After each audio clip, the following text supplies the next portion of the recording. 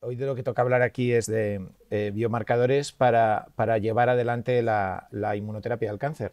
Y eh, como muchos sabéis, en inmunoterapia vivimos de dos breakthroughs, ¿no? De dos avances disruptivos, ¿no? Uno es el uso de anticuerpos monoclonales que modulan la respuesta inmunitaria suprimiendo un mecanismo que la suprime, ¿no? Que es el par receptor ligando PD1-PDL1. Y el manejo de esa vía con herramientas relativamente simples, con anticuerpos monoclonales que bloquean la interacción receptor ligando, pues ha dado lugar a la transformación del tratamiento de muchos tumores avanzados, y pensamos que dentro de estos años lo que vamos a ver es cómo transforma el tratamiento de tumores en estadio quirúrgico, en estadio que puede resolver el cirujano. Y luego el otro gran avance, y habéis hablado en este curso de él, pues es el uso de terapia celular adoptiva con linfocitos CAR y su uso para el tratamiento de la leucemia aguda linfoide, para el tratamiento de linfomas B, determinados linfomas B, y últimamente, y gracias entre otras cosas a los trabajos del profesor San Miguel en la institución en la que yo trabajo, pues en el tratamiento del mieloma múltiple refractario, ¿no? Con lo cual, en los últimos 20 años lo que hemos vivido es una revolución en la que la inmunoterapia del cáncer lo que ha conseguido es eficacia en situaciones clínicas en las que no había ningún tratamiento disponible.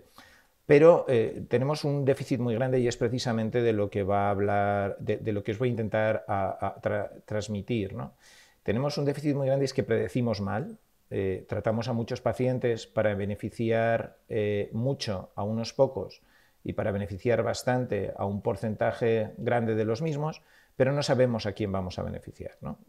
Dicho mal y pronto, pues ahora os podéis salir a tomar un café y os ahorráis mi charla, pero yo creo que algunas ideas podré transmitir sobre cuál es el estado del arte en este campo, ¿no? Bueno, lleváis muchas charlas de biomarcadores y ya sabéis, ¿no? O sea, querríamos tener parámetros biológicos para estratificar a la población y saber quién va a responder y quién no va a responder. Queremos biomarcadores predictivos y que nos permitan guiar el tratamiento. Aquí quería resaltar una cosa. Al final de la charla os voy a contar una historia made in Pamplona y que se ha publicado en sitios buenos. Y hay que tener también un componente del valor de la predicción negativa, ¿no? O sea, sería importante saber quiénes son los que van a ir mal, ¿no? No solo saber quiénes son los que van a ir muy bien, ¿no?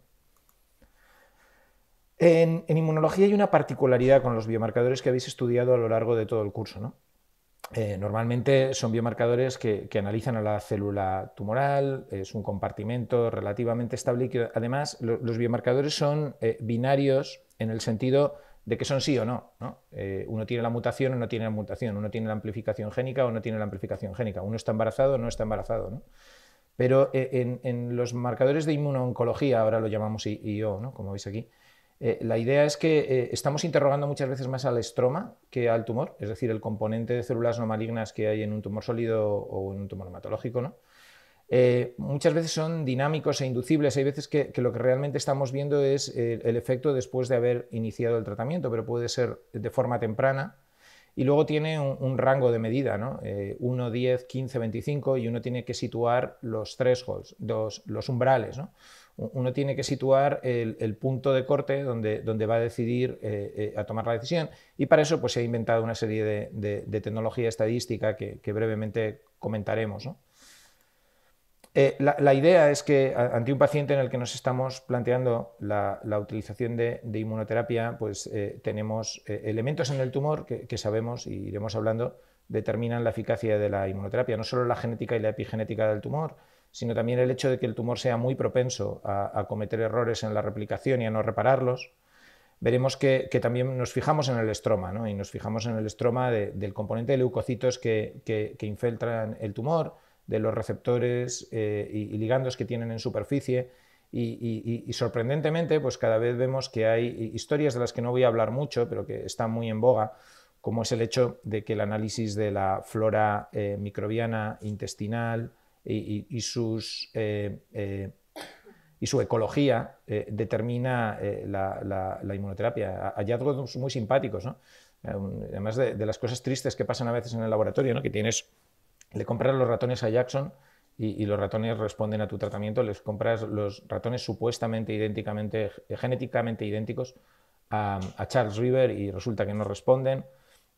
Los pones a vivir juntos en la misma jaula y entonces se contagia el responder al tratamiento. Y después de muchas vueltas, pues Tom Gajewski y Lawrence Vogel y otros, y Jennifer Wargo, pues lo que vieron fue que determinada flora intestinal estaba determinando la respuesta al tratamiento. Esto ha tenido muchas implicaciones, ¿no? Esto ha llevado a que estemos intentando generar algoritmos de qué bacterias o qué grupos de bacterianos son los que hay que analizar muchas muestras de heces, ¿no? para intentar establecer este tipo de interacción, secuenciando el RNA ribosómico, que es lo que en taxonomía se utiliza más, ¿no? Pero esto también tiene implicaciones y se están haciendo ensayos clínicos de reponer determinadas bacterias que parece que son buenas, ¿no? Para que funcione la inmunoterapia. Y otra cosa que se está haciendo es el trasplante de heces mediante colonoscopia de las heces de pacientes que han respondido muy bien al tratamiento. Y la literatura sobre todo esto, sobre todo en los últimos 2 años, ha sido especialmente fértil, ¿no? Y luego tenemos muchas herramientas para intentar interrogar al tumor e intentar interrogar al paciente, ¿no? Y a lo largo del curso habéis tenido muchas aproximaciones de herramientas experimentales para poder analizar todos estos parámetros que tienen valor correlativo. Pero lo que yo voy a hacer en mi charla es no centrarme en las esperanzas, sino centrarme en los hechos, ¿no? Y daros una idea de lo que realmente tiene utilidad clínica, ¿no? Hay un investigador que se llama Christian Blank que en un momento dado y ante la imposibilidad de tener un biomarcador perfecto, llegó a la conclusión de que lo que realmente tenemos que utilizar es biomarcadores multifactoriales, ¿no? Y que añaden valor predictivo y lo representa gráficamente en un polígono que cuando aumenta su área quiere decirse que aumenta la probabilidad de respuesta. Y entonces los parámetros que al final del día parecen ser los que más peso tienen en poder predecir si un paciente va a responder o no a una determinada inmunoterapia es el hecho de que la diana esté, ¿no? Entonces, si hay la diana del anticuerpo monoclonal que nosotros queremos utilizar para inmunomodular o para disparar la respuesta, pues eso es muy importante, ¿no? La otra idea es que los tumores que ya vienen preinflamados de casa, que tienen linfocitos T en su interior y a los que es posible reanimar y hacerles hacer su función, esto también es importante, así como el hecho de que estén funcionalmente activos, ¿no? Hay bastantes parámetros, ahora hablaremos un poquito de eso, por el que eso puede ser. Y luego cuando nos ponemos a pensar en el tumor, es importante que sea antigénico, ¿no? Y para ser antigénico necesita tener cambios en su secuencia que no estén en la línea germinal y eso significa que tenga carga mutacional, ¿no? Es también importante que exprese moléculas de presentación antigénica, ¿no? Como moléculas de HLA y que sean inducibles por interferón gamma. Y luego, como os he comentado, pues está el tema de la inflamación previa en el tumor, una cosa sobre la que os voy a contar esta historia alrededor de la interleuquina 8, pero hoy en día sabemos que hay un tipo de inflamación que es mala en los tumores y cuando está despertada pues nos impide que funcione la inmunoterapia y de hecho lo que estamos haciendo ahora son cotratamientos en los que lanzamos nuestras herramientas contra ese tipo de inflamación mala, ¿no? Hace poco acabo de acabar de corregir las galeradas de un Cancer Discovery que había escrito en el verano. No me acordaba lo que decía, pero el último párrafo del artículo es que ahora en inmunoterapia del cáncer tenemos que ser incendiarios y bomberos al mismo tiempo, ¿no? Eso en inglés suena más gracioso. La idea es que, bueno, pues tenemos muchas tecnologías para interrogar el sistema y al final pues tenemos que utilizar algoritmos complejos e inteligencia artificial para intentar estudiar qué tiene que ver con qué, ¿no? Pero bueno, el primer biomarcador del que os quiero hablar, y os quiero hablar en detalle, es la expresión de PDL1 en el tumor, el ligando de PDL1, ¿no? Y esto tiene una distribución variable en la población y sobre todo tiene una distribución variable según el tipo de tumor, ¿no? Realmente, como se hace esto, era relativamente sencillo y es con inmunistoquímica convencional, ¿sabéis? ¿No? Se utiliza un anticuerpo secundario que lleva un enzima que peroxida un sustrato y lo que aparece marrón en la microscopía convencional pues es positivo y lo que no es negativo, ¿no? Y la idea es que utilizando esto no era fácil porque PDL1 es una molécula de la superfamilia de las inmunoglobulinas, un homólogo de CD80, CD86, y que tiene la mala costumbre de que es muy fácil hacer anticuerpos que ven la forma nativa de la proteína, pero cuando los patólogos cogen tejido, lo primero que hacen es que lo incuban con paraformaldehído y que reduce muchos de los aminoácidos y luego la otra idea es que lo incluyen en parafina. Y conseguir anticuerpos que funcionen bien después de haber hecho eso al tejido es relativamente complicado. Y una de las cosas que en ese campo tiene mucho interés es cómo trata uno los tejidos para que el anticuerpo vuelva a reconocer su antígeno. Eso se llama bueno, lo dicen siempre en inglés ellos cuando hablan español, que es epitope retrieval, ¿no? Y entonces la idea es que son incubaciones con calor y con pHs básicos y más o menos la cosa se arregla. Yo he intentado hacer muchos anticuerpos anti-PDL1 a lo largo de mi vida porque era de los primeros que los estaba haciendo y la verdad es que de los primeros 20 que tenía, solo uno funcionaba bien en parafina, ¿no? Para daros una idea de por qué ha habido el lío que ha habido y dónde estamos. Pero como veis, si uno mira pues, en el cáncer de pulmón, pues es más frecuente tener mucha expresión de PDL1, pero hay otros tumores como el cáncer renal donde esto es más infrecuente. De tal manera que tendríamos pacientes completamente negativos expresando en una minoría de sus células o expresando en un número más grande de sus células. Pero puesto que estábamos utilizando agentes terapéuticos que van dirigidos frente a PD1 y frente a PDL1, pues la idea era que la expresión de PDL1 en el tejido era importante, ¿no?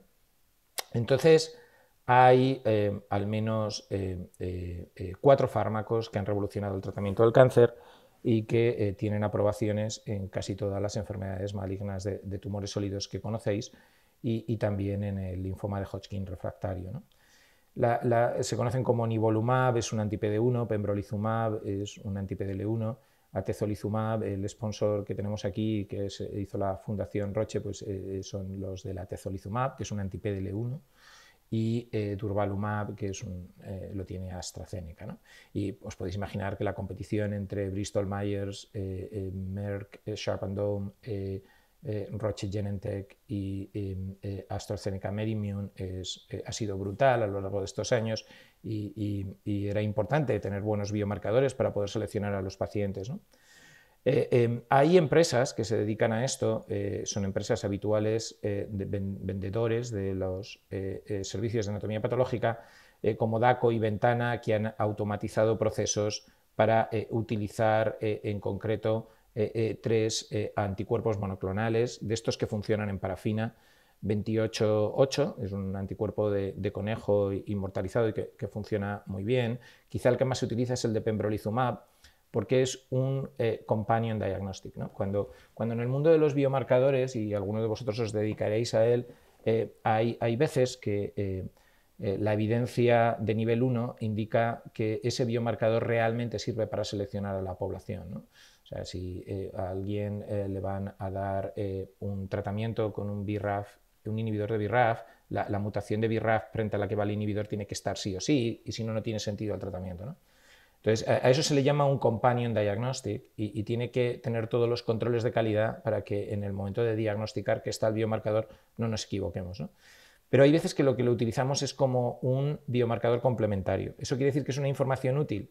Porque sabemos que enriquece la probabilidad de responder, pero no tiene evidencia suficiente como para que rechacemos pacientes o los incluyamos precisamente por eso, ¿no? Pero, por ejemplo, con este otro anticuerpo, que este anticuerpo lo desarrolló Roche Diagnostics para Roche, el SP263, pues es también un companion diagnostic, sería un parámetro de acompañamiento necesario.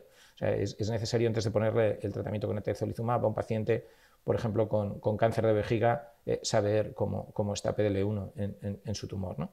Y bueno, pues para el uso de esto era muy importante, ¿no? Y se estudió muy bien y en mucho detalle series históricas de cómo eran los tumores respecto a esto, ¿no? Lo que realmente se ve son imágenes de este tipo, ¿no? O sea, este es un tumor que tiene muchísimo PDL1. El control positivo mejor que uno puede tener en el laboratorio para esto es la placenta humana. La placenta humana está hasta arriba de PDL1 y una historia muy interesante es que PDL1 es una idea que aprovechan los tumores y que tiene que ver con placentación, ¿no? Porque la idea es que la madre tiene que tolerar los alloantígenos de histocompatibilidad del padre que ha heredado el feto y para que eso pueda ocurrir tienes que inhibir muy bien en el citotrofoblasto la presencia de células T, ¿no? Y hay algunos tumores que se convierten en algo parecido a una placenta y hay tumores que en cambio tienen una distribución mucho más sutil y que además está en gran parte en células del sistema inmunitario. Entonces hay dos métricas que utilizamos, una es el sistema cuenta núcleos y ve si hay membrana marrón alrededor de él. Y entonces, pues eso lo llamamos CPS, ¿no? y se expresa en porcentaje. Y en otros casos lo que hacemos es contar contar solo las células tumorales y eso se llama TPS, ¿no? Tienen sus ventajas y sus inconvenientes cada uno y se ha correlacionado todo con todo, ¿no? La idea es que ante este caos y la necesidad de enfrentarse al tratamiento del cáncer de pulmón o el tratamiento del cáncer renal, ¿no? Aunque ahí los biomarcadores no han funcionado, por ejemplo, en el cáncer renal o el cáncer de cabeza y cuello, ¿no? Tumores de los más prevalentes en la práctica clínica, lo que fue necesario es muchos esfuerzos de patólogos intentando estar seguros de que con los 4 o 5 reactivos que os he comentado y con la tecnología de análisis de imagen que os he comentado, que todos veían lo mismo, ¿no? Y eso lo que hizo fue poner a viajar, cuando se podía viajar, a los patólogos por el mundo y intercambiar las muestras y ha habido muchos estudios que lo que se han dedicado es a correlacionar todo con todo, porque tienen variables preanalíticas, variables analíticas y variables de esto y variables de decidir thresholds, ¿no? que son complicadas, ¿no? O sea, homogeneizar todo esto, aunque parezca un parámetro muy sencillo, una inmunohistoquímica convencional, nosotros normalmente hacemos cosas bastante más sofisticadas que estas, pero se volvieron bastante locos y después de hacer muchos experimentos entre laboratorios que además son académicos y que son muy buenos, los índices de correlación son muy buenos, pero ojo, porque si uno comete un error muy pequeñito, uno excluye a un paciente de un ensayo clínico o de la práctica clínica habitual, ¿no? Y realmente hay rangos de medida donde algunos de los anticuerpos pues, no son lo suficientemente buenos. ¿Y qué es lo que estamos comprando con esto, ¿no? Pues la idea es que si uno no hace el biomarcador y mira la overall response rate, ¿no? Sabéis que en oncología valoramos la respuesta de un paciente por un método relativamente primitivo, que es hacer pruebas de imagen, habitualmente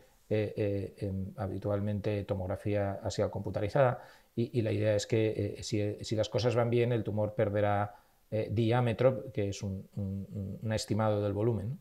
Y si eso va bien, pues, y eso ocurre en más del 30% de los diámetros de las lesiones que uno ha elegido previamente como diana para medir, pues entonces hablamos de que el paciente ha tenido una respuesta parcial, ¿no? Y la tasa de pacientes que tiene en su tumor ha encogido más de un 30%, pues la llamamos el response rate, ¿no? Entonces, analizando el porcentaje de pacientes que han tenido una respuesta parcial o completa, pues la idea es que el enriquecimiento con el biomarcador, expresar PDL1 o no, y en qué tanto por ciento de sus células tumorales o del total de células del tumor, lo que realmente está obteniendo sobre no usar el biomarcador es una dicotomía en algunos tumores que puede llegar al 20% y que se manifiesta en overall survival. Hay algunas situaciones, como por ejemplo aquí en el cáncer de cabeza y cuello, con pembrolizumab, os podéis dar cuenta que es muy importante utilizar este biomarcador como companion diagnostic. En otros casos las cosillas están bastante más comprometidas, ¿no? Por ejemplo, una de las cosas que yo tengo cierto crédito es que llevé la idea de PD1 y PDL1 al hepatocarcinoma. Ahora es primera línea de tratamiento después de haber sufrido un poco, pero ahí los biomarcadores de este tipo no nos sirven para nada, con lo cual tenemos que tratar a todos los pacientes y esperar que esto, ¿no? Con lo cual os podéis imaginar que parte del esfuerzo en el campo, en el cual también estamos implicados, es encontrar un biomarcador que de verdad funcione, ¿no? Esto era para comentaros alguna cosa. Otro parámetro que es importante es el hecho de que haya células T persistentes en el tumor, ¿no? Y quizá el investigador que demostró esto del modo más... Es español, es Tony Rivas. Antoni Rivas trabaja en la Universidad de California, Los Ángeles. Y la idea es que en sus series de melanoma, tratados con pembrolizumab, pues se dio cuenta que aquellos que tenían CD8 en el tumor previamente, ¿no? Y que además había expresión de PDL1, pues eran los que respondían o tendían a responder y los otros que no, con excepciones, ¿no? Y generó un algoritmo en el cual la presencia de células T en el tumor era importante, ¿no? Esto también se hace por técnicas de histología clásica, pero la manera en que con las aportaciones de Tongayevsky y de otros se ha llevado a cabo es a través de firmas génicas que denotan la presencia de linfocitos T y de su estado de activación, y que en el fondo denotan sobre todo los efectos de interferón gamma, ¿no?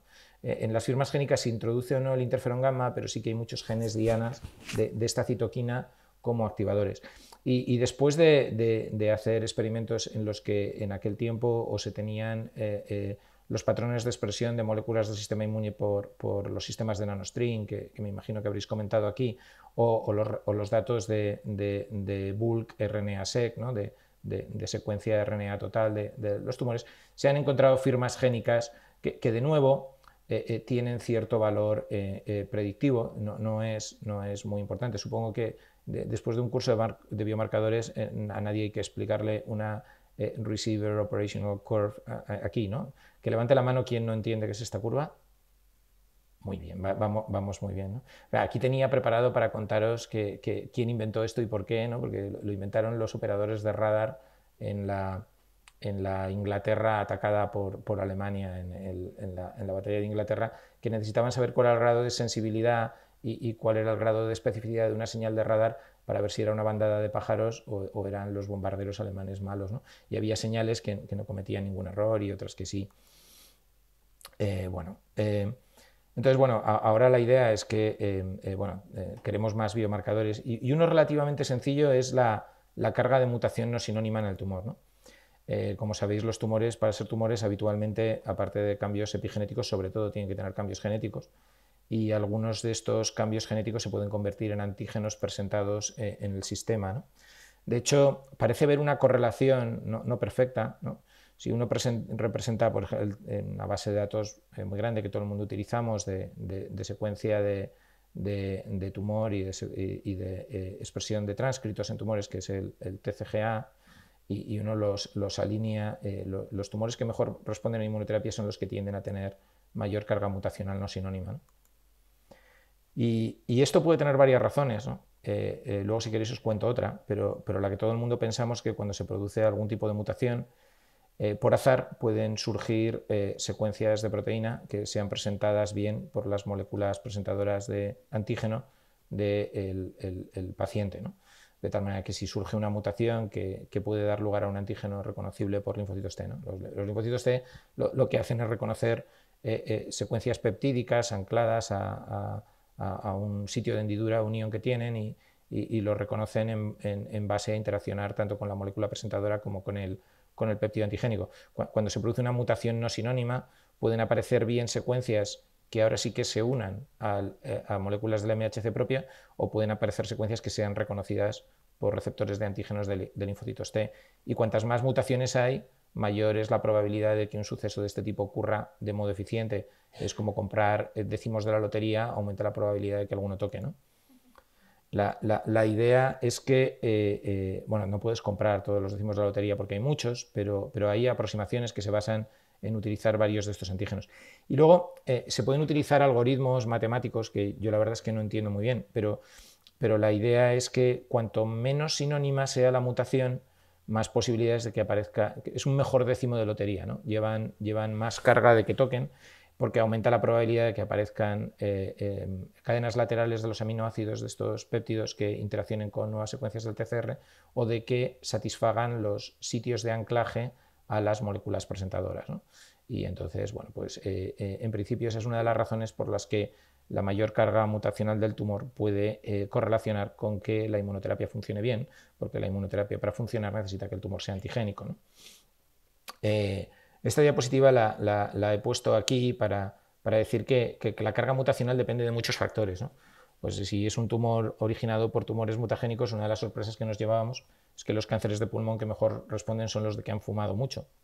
Y la razón es que han estado expuestos a los agentes mutagénicos del humo del tabaco, El melanoma, como sabéis, es un tumor donde hay muchas mutaciones debidas a la firma de la luz ultravioleta, porque los melanomas se los cogen los nórdicos que vienen a Mallorca de niños a tomar el sol, y entonces pues aumenta mucho el número de mutaciones que hay en los melanomas que eventualmente pues desarrollan.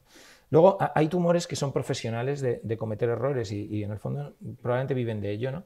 Y es cuando tienen estropeada la maquinaria que repara el DNA, ¿no? Y hay en concreto un tipo de tumores que hemos dado en llamar tumores con inestabilidad de microsatélites, porque lo que tienen es fallos en la maquinaria de reparación del DNA, y lo que hacen es que acumulan muchas mutaciones a lo largo de su vida. Muchas no son troncales, sino que aparecen a lo largo de las ramas de la evolución del tumor y dan heterogeneidad más que otra cosa, pero son tumores con muchas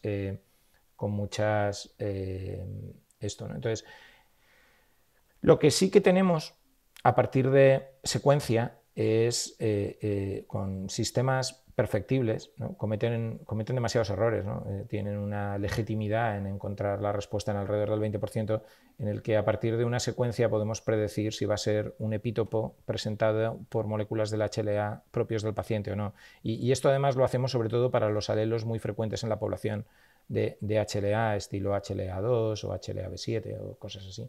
Pero la idea es que cuantas más mutaciones tiene uno, más va aumentando la probabilidad de al menos tener un buen antígeno reconocible, ¿no? Con lo cual, la carga mutacional, que la veréis representada en muchos sitios como Tumor Mutational Burden, ¿no? De carga de mutaciones no sinónimas, ¿no? Pues la idea es que puede predecir si la inmunoterapia va a funcionar, ¿no? Y esta es una gráfica de New England muy simpática, en la que en el fondo lo que está representando es la tasa de respuesta global, el overall response rate de los tumores, los tipos de tumores que tratamos con inmunoterapia, y nos solemos dedicar a tratar con inmunoterapia de aquí para allá, ¿no? Más o menos, porque necesitamos, bueno, no es que necesitamos demostrar que somos mejores que el tratamiento disponible, pero alrededor del 20% de overall response rate parece muy importante. Algunos se separan un poquito de la gráfica porque tienen más mutaciones de las que les correspondería, pero por ejemplo aquí os fijáis en estos 3 tumores de aquí, ¿no? El Merkel Cell Carcinoma of the Skin, y el cáncer de canal anal y el cáncer de cervix. Estos 3 tumores, por ejemplo, tienen que ver mucho con oncógenes virales, ¿no? Por ejemplo, con el papilomavirus humano 16 y 18 en el caso de estos tumores, y aquí hay secuencias virales que además son las que transforman el tumor, y eso hace que puedan ser relativamente susceptibles a inmunoterapia. Después de ESMO, del Congreso de ESMO de hace un par de semanas, el carcinoma de cervix pues ahora es territorio inmunoterapia en primera línea de tratamiento avanzado, ¿no? La idea que os iba a transmitir aquí es que a base de muchos ensayos clínicos, pues lo que vamos viendo es que la tasa de la carga mutacional se comporta o no como un biomarcador. Y eso ha permitido lo que os ponía en el inmunopolígono de Blank, ¿no? que la idea es que si ahora utilizamos Tumor Mutation Burden y PDL1, ¿qué tal nos va? Y son parámetros bastante independientes, con lo cual aumentamos la predictividad del sistema, ¿no? Veis que no es perfecto en absoluto, ¿no? O sea, aunque para la respuesta pues parece que es relativamente dicotómica, pero hay muchos casos que solapan, y estamos comprando este tipo de incremento, de enriquecimiento en la respuesta en casi todo esto. Es importante saber dónde uno tiene que poner los thresholds, ¿no? Y la verdad es que es bastante los puntos de corte, y es bastante difícil. A base de sumar biomarcadores, en alguna enfermedad sí que llegamos a un término muy razonable, pero a veces no, ¿no? Y por ejemplo, fijaros aquí, ¿no? Y vamos moviendo el threshold de la carga de mutación. Normalmente se define como el número de mutaciones por megabase de DNA, de DNA codificante, ¿no? En DNA del exoma, no de intrones, ¿no? Los intrones muchas veces también contribuyen a antigenicidad, porque generan variantes de splicing aberrantes y cosas así que probablemente son más importantes, con lo cual solo estamos empezando a arañar en antigenicidad la cubierta de los tumores, y de hecho este campo está explotando gracias a la proteómica, ¿no? Porque ahora lo que se puede hacer es eluir todas las moléculas de HLA del tumor. Los péptidos que van pegados al HLA tienen una característica físico-química muy simpática, ¿no? Y es que si uno los incuba a pH de ácido se sueltan, y una vez que se sueltan uno se puede quedar solo con los péptidos, ¿no? Y ahora la espectrometría de masas pues es capaz de secuenciar hasta péptidos que están en cantidades muy infinitesimales, y entonces lo que uno puede tener es la secuencia del inmunopeptidoma, de todos los péptidos que está expresando ese determinado tumor, y por tanto intentar elegir aquellos que vienen codificados por secuencia, que no están en la línea germinal, ¿no? por secuencia mutante. Bueno, esto es para simplemente daros una idea de que PD1, la expresión de PDL1 en el tumor y la carga mutacional no parecen realmente parámetros que estén correlacionados uno con el otro, y aunque cierto grado de correlación hay, ¿verdad? Pero la idea es que se pueden utilizar como parámetros relativamente independientes, ¿no? Luego, en inmunoterapia del cáncer, mira, hablaba con Consuelo al principio de la charla, esto es de la revisión de Pretty Hedge, que es la persona que más sabe de biomarcadores del cáncer, yo creo. Bueno, de lo que yo he contado en esta charla, hay una revisión en Clinical Cancer Research. La última autora es Pretty, o sea, con lo cual en Google o en Medline solo tenéis que poner P, y el apellido es Hedge, es una revisión sobre biomarcadores. Y entonces todo lo que yo he dicho hoy pues lo podéis tirar a la basura, y entonces la idea es que os leéis eso y sabréis muchísimo más casi de lo que yo pueda saber de esto, ¿no? Pero bueno, la idea es que en esta revisión pues somos muy chauvinistas, la gente de la inmunología, y entonces hablamos de que cuando un tumor no tiene células T ni linfocitos dentro, entonces decimos que es un tumor desértico, ¿no? Es un desierto inmune, ¿no? Cuando los linfocitos T están por la periferia del tumor y en el tejido conectivo estromal que lo rodea, a eso le llamamos que es un tumor con excluded infiltrate, que es excluido de ser infiltrado, ¿no? Esto es el desierto, y esto es un tumor infiltrado como Dios manda, ¿no? Y la verdad es que estos responden a inmunoterapia, estos a las inmunoterapias convencionales, y sobre ellos estamos desarrollando todas nuestras nuevas oleadas de inmunoterapia para intentar que esto funcione, ¿no? Entonces uno dice, bueno, ¿y con qué tiene que ver que un tumor esté infiltrado o no? Pues hemos hablado de la carga antigénica y eso tiene que ver. Pero lo más interesante es que depende, en inmunología distinguimos dos cosas, y son conceptos sutiles, no os importe que no os lo llevéis a casa, ¿no? Pero uno es inmunogenicidad y otro es antigenicidad. Antigenicidad es la capacidad de ser reconocido por los mecanismos efectores del sistema inmune. Inmunogenicidad es la capacidad de suscitar una respuesta inmunitaria, ¿no? Entonces, parece que el mecanismo importante es tener inmunogenicidad, y eso depende de una población de células dendríticas, de células presentadoras de antígeno profesionales que pueden estar o no en el tumor, ¿no? Entonces, en esta gráfica, que es de un paper de PNAS de Tom Gajewski, si os imagináis la manera de definir que un tumor es caliente o frío, ya os he hablado de células T o no células T y las firmas génicas, pues esto es como en el grifo del grifo de las casas, ¿no? El rojo es caliente, el azul es frío, y si os fijáis el grado de frialdad o de calor de los tumores, la presencia de transcritos que denotan la presencia de estas células dendríticas convencionales de tipo 1 correlaciona muy bien en escalas logarítmicas con que el tumor sea frío o sea caliente, ¿no? A mí he tenido mucha suerte porque me ha pillado trabajando en células dendríticas de tipo 1, y últimamente publicamos bien de eso, ¿no? Pero la idea que os quiero transmitir es que parámetros que no conocemos y que determinan que haya células presentadoras de antígenos en el tumor, sí o no, parecen biomarcadores muy potentes, y de hecho la presencia de células dendríticas BAP3 dependientes, las Conventional Dendritic Cells Type 1, determina mucho que el tumor responde a inmunoterapia, y esperemos publicar ese tipo de cosas bien, ¿no? Bueno, en biomarcadores la manera reduccionista de mirar es miro solo el tumor, sus vías, sus mutaciones, su transformación, y entonces lo que yo y otra gente vengo a predicar aquí es tienes que mirar el Tumor Microenvironment, TM, ¿no? Son siglas muy importantes, ¿no? Cada número de Nature o de Nature Medicine o de Science que habléis, pues alguien está hablando de Tumor Microenvironment, ¿no? Que es un ecosistema muy complejo donde pues está el tumor, está la vasculatura, están los leucocitos y están los fibroblastos y la matriz extracelular, y todo eso tiene que ver, y además proporciona dianas terapéuticas, ¿no? Bueno, pues para poder analizar todo esto, pues la tecnología avanza, ¿no? Y entonces, bueno, pues cada vez somos capaces, de esto habréis oído hablar mucho, ¿no? Y tiene sentido sobre todo en células sorteadas por microfluídica, porque una de las cosas que pensamos es que para que el estado funcional de los linfocitos esté dentro de los tumores es importante para que la inmunoterapia funcione. O sea, si están medio paralíticos o medio atontados, nada funciona. Y el hecho de conocer su estado funcional es relativamente accesible y una de las técnicas que nos permite conocer en parte eso es conocer qué transcritos está expresando en ese momento cada tipo de célula del sistema inmunitario. Bueno, pues a partir de las muestras y suspensiones celulares se puede utilizar citometría de flujo o formas relativamente más sofisticadas de citometría de flujo que nos permiten más parámetros en pequeña muestra.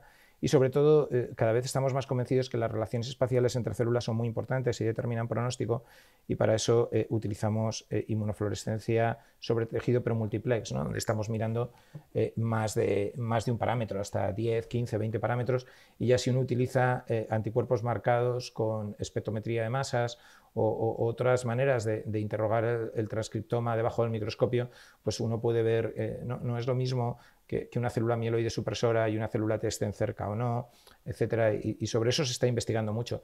Realmente eso pertenece más a las esperanzas que a lo que realmente podemos utilizar en clínica con valor, pero claramente tengo que hablar aquí porque es parte del futuro, ¿no? Esto era simplemente para deciros que mediante espectrometría de masas pues somos capaces de ver muchos parámetros a la vez, hasta el punto de que ahora ya no somos capaces de interpretar nuestros propios datos, ¿no? Vosotros os veo que sois jóvenes y sois de la edad en que la inteligencia artificial no nos asusta, y el hecho de tener que utilizar algoritmos para interpretar e intentar conceptualizar muchísima información que puede tener o no puede tener sentido, pero en inmunoterapia del cáncer cada vez tenemos más de esto, ¿no? Esto era aburrido, tampoco os voy a machacar con ello. Lo que sí es que en tejido el microambiente tumoral es importante, ¿no? Y entonces uno pues, puede tener información sobre cada uno de los tipos celulares que está allí y desempeñando su papel, ¿no? Algunos son buenos, otros son malos, ¿no? Y últimamente lo que pensamos es que algunos de los malos se pueden convertir en buenos, ¿no? Y todo eso depende de su estado funcional, ¿no? O sea, por ejemplo, está claro que los macrófagos en los tumores son malos o muy malos, pero pueden ser que sean demonios que podemos convertir en ángeles y podemos intentar interrogar su estado funcional, ¿no? Esto era aburrido, pero bueno, al final uno tiene imágenes muy divertidas, ¿no? En las cuales... uy, esto debe ser que me van a echar. Pero no veo, para ser las 10 de la mañana, veo que estáis con interés y veo ojos abiertos, ¿no? Hay un cura de mi pueblo que dice que si a los 5 minutos del sermón no le están mirando y están con el móvil, entonces hay que parar el sermón urgentemente, ¿no? Bueno, entonces, de momento os veo entretenidos, ¿no? Estoy aquí. Bueno, la idea es que, bueno, pues esto es una imagen de inmunofluorescencia múltiples, ¿no? Entonces aquí en rojo estaríais viendo las células T, pues está claro que en este tumor pocas hay, ¿no? Amarillo CD8, CD20, pues fíjate, estamos viendo células B en blanco, ¿no? La citoqueratina nos está marcando el tumor y el DAPI los núcleos, ¿no? Para saber dónde había una célula, ¿no? Y entonces este tipo de imágenes que tenemos todos los días en el laboratorio, pues nos dan una idea de qué está pasando allí, sobre todo cuando ya hemos disparado nuestras estrategias de inmunoterapia. De tal manera que toda mi charla ha ido de biomarcadores predictivos, y la razón es que son los importantes para el desarrollo farmacéutico, ¿no? Y como esto era una charla donde cuando miré el folleto vi que era de Roche, dije, hombre, pues vamos a los hechos, ¿no? Pero en mi gremio lo que nos importa mucho es intentar entender qué es lo que estamos haciendo, ¿no? Nosotros tiramos una granada dentro de una habitación y luego entramos a ver qué ha pasado. Y entonces, lo mejor es tener biopsias seriadas, ¿no? Tenemos lo que nosotros llamamos biopsias pareadas, antes y después, y si uno compara la foto antes y después, pues vamos muy bien, ¿no? Esto, bueno, hay que hacerlo también en muestra pequeña, ¿no? Y yo recomiendo mucho la literatura de Charlie Swanton. Estaba ayer con él en el CRIC, ¿no? Y la idea es que darse cuenta que los tumores son heterogéneos es muy importante. Y esto es un factor limitante de todos los biomarcadores que yo os estoy contando, ¿no? Porque si uno tira, de hecho se hacen experimentos de esto en muestras de necropsia, ¿no? Si uno tira la biopsia con la aguja Trucut, ¿suena algo de eso? Bueno, la idea es que las biopsias en el fondo se hacen con una aguja que lleva un vástago, que lleva una cuchillita, que se dispara, que hace un vuelo y que se trae un cilindro de tejido, ¿no? Entonces, ese cilindro de tejido puede no ser igual a muchos cilindros de tejido que geométricamente se sacaran del mismo tumor, ¿no? Y eso en parte es por la heterogeneidad. Y luego, si uno considera las muchas lesiones metastáticas que tiene un paciente con cáncer avanzado, bien uno tira la biopsia a la lesión más accesible. Y eso nos hace pensar que nos gustaría mucho tener buenos parámetros en biopsia líquida, que de alguna manera representarían todo lo que hay en el tumor, pero muchas veces nos tenemos que conformar con una imagen de un corte de un trozo de la aguja y que tiene pues, como 1 o 2 milímetros de diámetro y de ahí deducimos todo, ¿no? Y esta heterogeneidad espacial, heterogeneidad bla, bla, bla, bla, y los tumores son heterogéneos y de hecho los tumores viven de ser heterogéneos porque cuando uno les dispara con cualquier cosa, normalmente ya hay preformada en la población subclones que pueden salir adelante, ¿no? Y esto en inmunología nos estamos dando cuenta ahora, ¿no? En serio, antes no nos dábamos tanta cuenta. Bueno, entonces ahora os voy a contar una historia made in Pamplona. Entonces, como tenéis interés, bueno, pues os voy a contar la historia de la interleuquina 8 un poquito como biomarcador y como diana, ¿no? Entonces, pues, a ver si os gusta.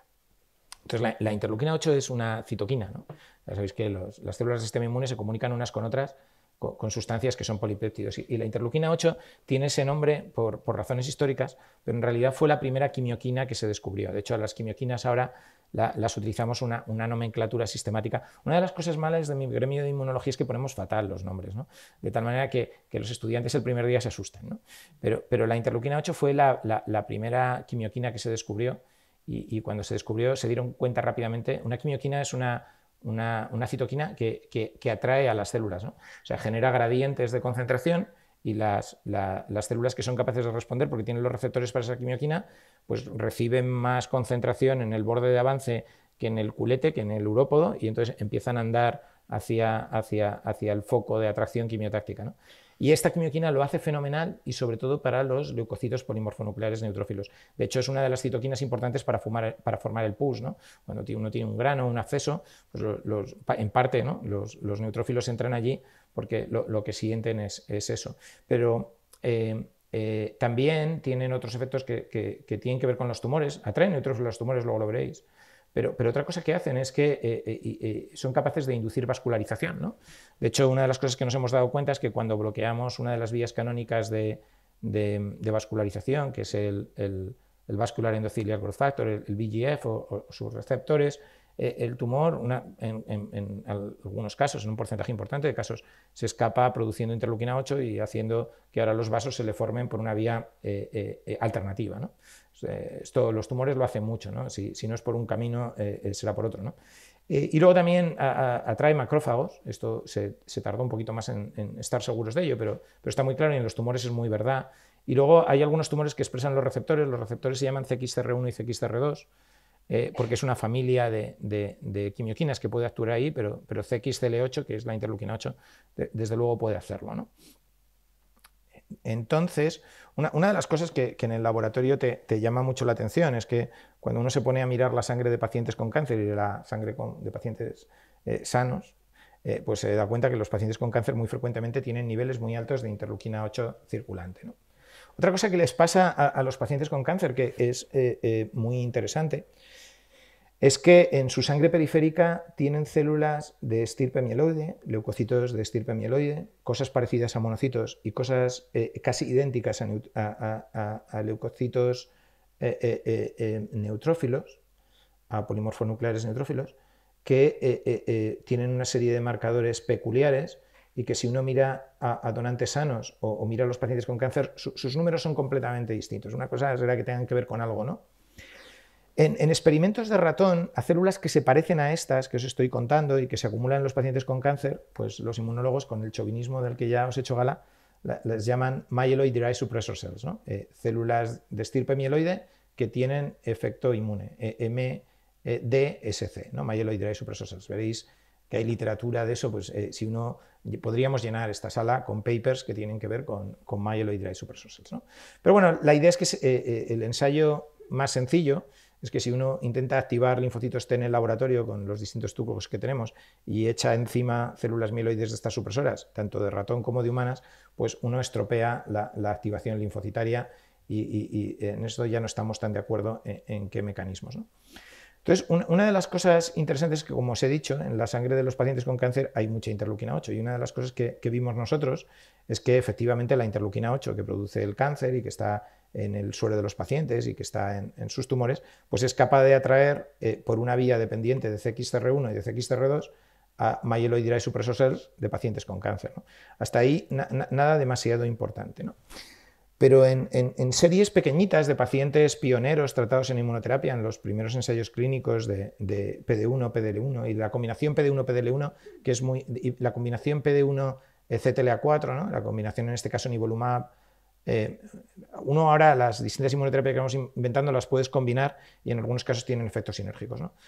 Lo que nos dimos cuenta es que los pacientes que respondían tenían poca IL-8 circulante, y los pacientes que no respondían tenían mucha IL-8 circulante. Y de hecho, si estudiábamos los cambios que había alrededor de IL-8, pues estas curvas que ahora ya conocéis muy bien, que son ROC curves, pues tienen un área debajo de la curva muy tremenda, ¿no? Pero bueno, estos eran series limitadas de pacientes y con estos datos preliminares, ¿no?, que habíamos publicado en Annals of Oncology, pues nos fuimos a Bristol Myers y les convencimos para que nos dejaran tener acceso a sus colecciones de sueros de los ensayos pivotales que habían permitido el registro de nivolumab o de la combinación de nivolumab y ipilimumab en enfermedades muy frecuentes como el cáncer de pulmón no microcítico, el cáncer renal o el melanoma, ¿no? Y entonces, en estos ensayos, pues cuando nos pusimos a hacer los ELISA sandwich, tecnología muy complicada, entonces lo que vimos era que estar en el cuartil alto de presencia de interleuquina 8 en sangre circulante a partir de 26 picogramos mililitros, pues era una muy mala idea. Estos pacientes respondían muy mal al tratamiento en términos de tasa de respuesta, pero sobre todo, y lo que es mucho más importante, vivían claramente menos que aquellos que tenían poca interleuquina 8 circulante. De alguna manera también es un marcador que indica carga de enfermedad tumoral, pero estaba claramente dicotomizado en este sentido. Y lo más interesante es que esto era agnóstico del tipo de enfermedad que tenía el paciente, ¿no? O sea, los pacientes con cáncer de pulmón, melanoma y riñón se comportaban de una manera muy parecida, con lo cual estamos identificando más o menos a un 30% de pacientes que no parecen beneficiarse de inmunoterapia, al menos de una manera significativa. La otra cosa interesante, ahora que ya os he dado una charla entera de biomarcadores en inmunoterapia, os dais cuenta en el contexto en que estábamos en esto, ¿no? Es que el hecho de tener interleuquina 8 a niveles altos o no, y es una variable continua, y la expresión de PDL1 en el tumor no correlacionan. Eso es bueno porque se trata de biomarcadores independientes y por tanto uno los puede utilizar al menos de modo aditivo, ¿no? Y tampoco correlaciona con la carga de mutación en el tumor, que os he dado también una buena charla ahí de carga mutacional del tumor, ¿no?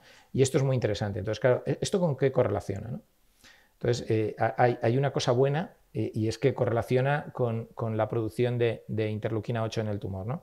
El transcrito de IL-8 correlaciona con la IL-8 circulante, con lo cual vamos bien, y eso, además haciendo hibridación in situ en los tumores, pues nos dimos cuenta que las células que realmente están produciendo interleuquina 8 son muy principalmente las células malignas, ¿no? Como cabía esperar, esto correlaciona con la presencia de leucocitos mononucleares y de neutrófilos en el tumor, ¿no? Si la interleuquina 8 atrae leucocitos, que claro, ya os he dicho el secreto que las llamamos células mieloides supresoras, ¿no?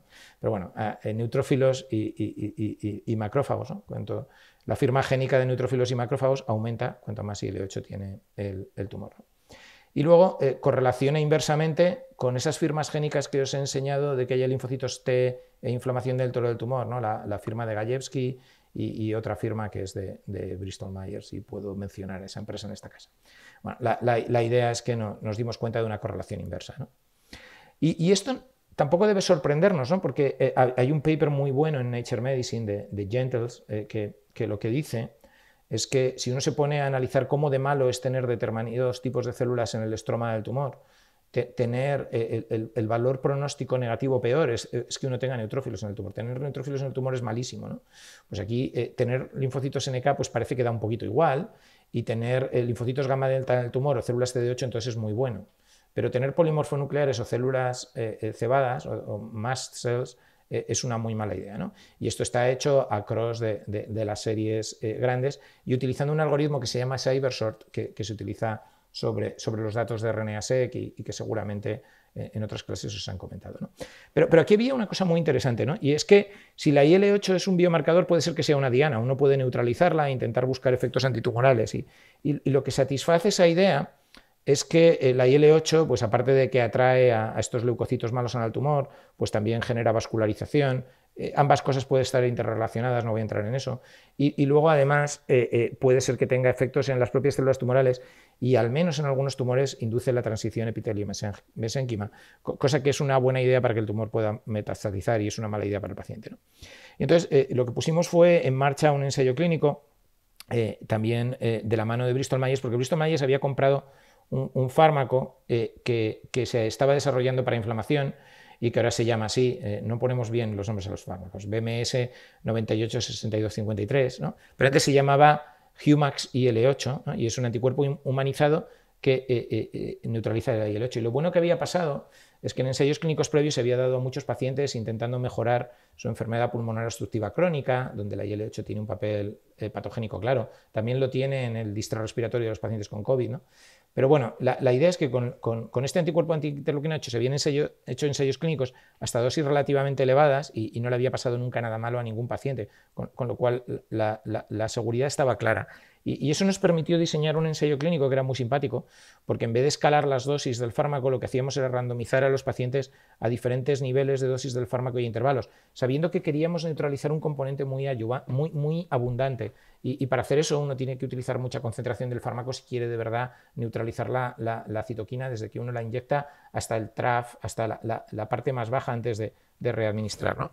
Y así nos hemos movido, pero en este caso estábamos combinando con un tratamiento anti-PD1, intentando pues, rescatar a algunos pacientes del tratamiento. Entonces, la primera buena noticia es que combinar esto es seguro. Cuando uno juega al aprendiz del brujo, pues las coronarias empiezan a estrechar porque cada vez que pones dos cosas juntas a un paciente puedes haber hecho la receta al fin del mundo y entonces tienes que andarte con mucho cuidado. Pero aquí justamente nos pasaba lo contrario, ¿no? Con los anticuerpos anti-PD1 y anti-PDL1, pues a un porcentaje de pacientes importantes les hacemos que tengan erupciones en la piel, hacemos que tengan diarrea o incluso casos floridos de colitis, ¿no? Y que normalmente tenemos que arreglar y que a veces nos obligan a retirar el fármaco. Y aquí la sensación que nos da, después de haber tratado series relativamente grandes de pacientes y a distintas dosis, es que incluso los pacientes tienen menos toxicidad o bastante menos toxicidad de la que esperaríamos con el nivolumab en este caso, ¿no? Y bueno, esto probablemente tenga una explicación en algún tipo de inflamación que estamos suprimiendo. También puede ser que los pacientes estén filtrados por aquellos que... Porque todos estos pacientes están previamente tratados con un anti-PD1 o no han respondido o ya han progresado, ¿no? Somos capaces de neutralizar la IL-8, pero para neutralizarla bien y del todo necesitamos dosis muy altas, ¿no? Nos tenemos que ir a 2.400 miligramos de anticuerpo, que es muchísimo anticuerpo, incluso en algunos casos todavía vemos IL-8 libre, ¿no? Y sí que, sobre todo a las dosis elevadas, bajamos el número de neutrófilos que hay en el tumor, con lo cual vamos relativamente bien. Y luego, en las dosis altas y en pacientes con melanoma previamente refractarios anti-PDL1 tenemos casos de respuesta. Esto no sé si estaréis familiarizados, pero es lo que llamamos spider plots o spaghetti plots. Entonces, la idea es que lo que se hace es que a los pacientes, en el momento de entrar a ser observados en el experimento observacional o en este caso en un ensayo clínico, pues asignamos un valor neutro de 0 a cómo están los tumores y esto es muy sencillo, lo seguimos midiendo a lo largo del tiempo. Si decrecen en su tamaño van para acá, cuando pasan de 30% para abajo decimos que han tenido una respuesta parcial y los que crecen desgraciadamente pues los vamos computando en esto, ¿no? Entonces de una manera dosis dependiente y de nuevo pues solo en un porcentaje de los pacientes, pues por ejemplo aquí está solo la serie de melanoma que es la que hemos publicado en SITC. En el Congreso de SITC pues, veis que hay cierto grado de actividad en refractario. Y ya la última parte, porque ahora ya sí que estoy viendo un cierto desinterés, es que la IL-8 no solo atrae, ¿no?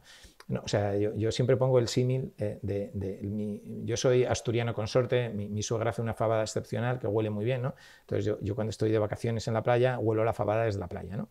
Y entonces es una quimioquina que me atrae hacia la fabada y consumo cantidades desproporcionadamente altas de ella, ¿no?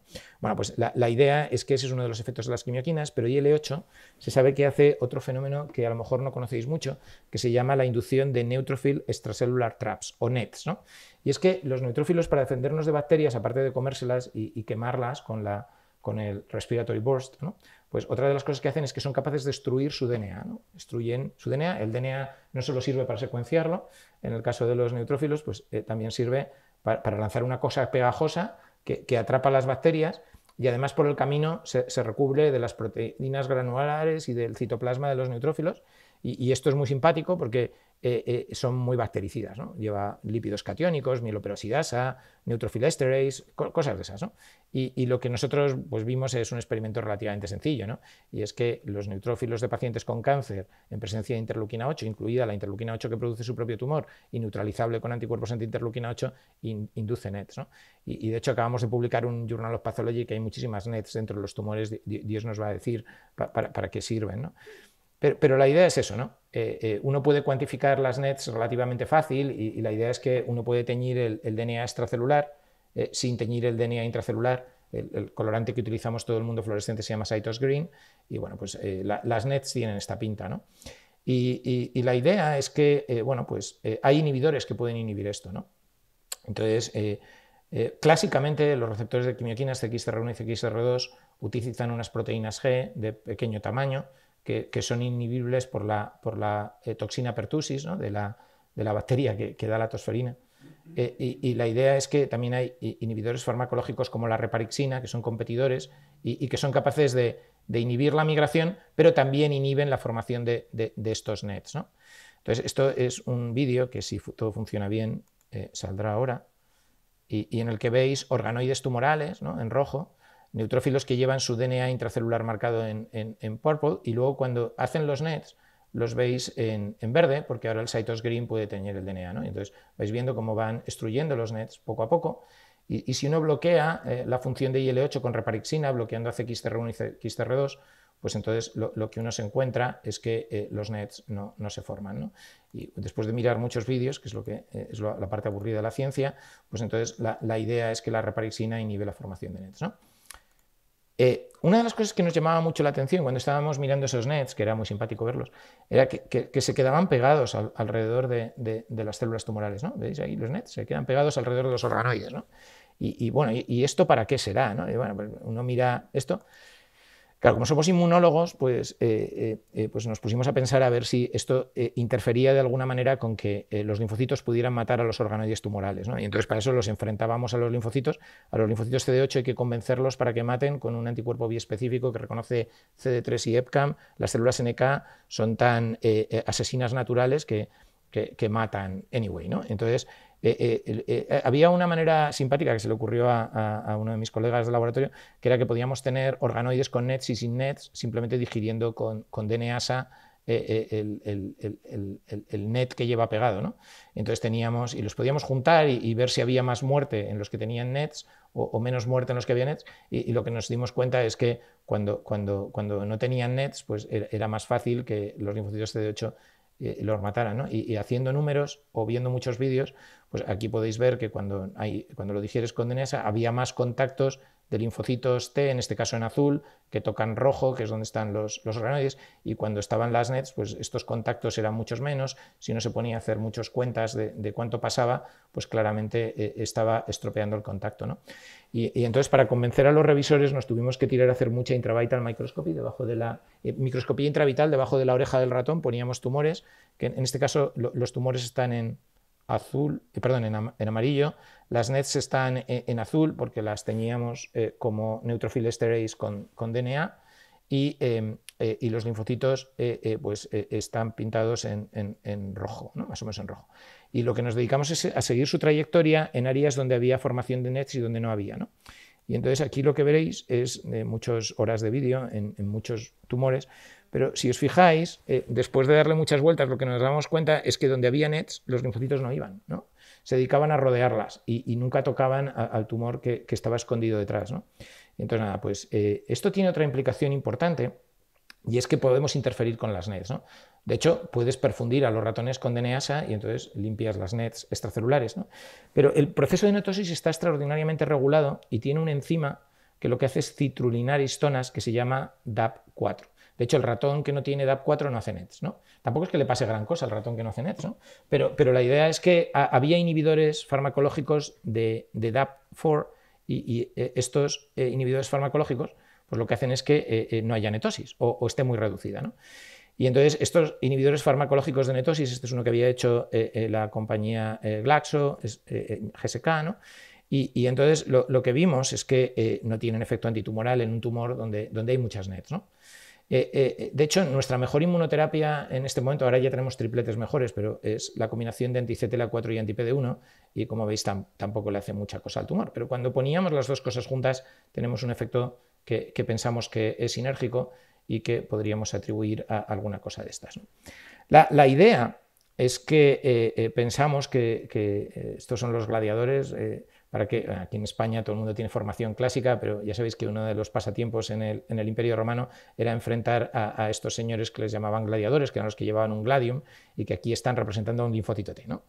Y los ponían en contra de unos señores que se llamaban retiari y que llevaban este pincho que también está bastante afilado, y que la estrategia consistía en que tenía que atrapar con la red, con el net, al gladiador, y así con un poco de suerte, pues mientras estaba atrapado, pues matarlo con el pincho, ¿no? De hecho, esta idea intentamos que fuera el cover de Immunity del sitio donde publicamos el paper, pero no les gustó. Pero eso es porque los anglosajones no saben del Imperio Romano. Pero aquí el rollo que os quería contar es que el gladiador, el bueno, el linfocito T, realmente al que quiere matar es a la hidra de 7 cabezas, que es el tumor que está detrás, ¿no? Y el que le protege involuntariamente, porque la hidra es muy mala y atrae a retiarios para que le defiendan, ¿no? Y entonces, bueno, pues ahí andamos, ¿no? Bueno, esto es simplemente los que hacen el trabajo, ¿no? Nosotros estamos obsesionados en el Translational Bridge, ¿no? Hoy os he hablado no de Translational Research, sino de Reverse Translational Research. Este puente, si conocéis algún político en Pamplona, me vendría muy bien, porque yo cruzo la calle muchas veces al día y además suelo ir despistado y con prisa. Entonces, esto aumentaría la probabilidad de no morir en el intento, ¿no? Y nada, las compañías con las que trabajamos, entre ellas el sponsor de vuestro curso, ¿no? Y que nos dejan conducir sus prototipos, porque como siempre, pues el agradecimiento es a los pacientes, a las familias, a las core facilities, a los que financian nuestra ciencia, porque sin ellos no construiríamos el puente ni de coña, ni de broma, perdón. Pero la idea es que ahora, y con la industria, ¿no? Pero ahora la idea es que el desafío es mucho más grande, porque hemos abierto una clínica en Madrid, una clínica en la que también tenemos una unidad de ensayos clínicos muy activa y donde intentamos trabajar lo más posible en inmunoterapia y en biomarcadores de inmunoterapia, con lo cual ahora el challenge es que hay que hacer un puente de 400 kilómetros y en ello estamos. Nos vendrá muy bien el AVE también. Pues nada, muchísimas gracias.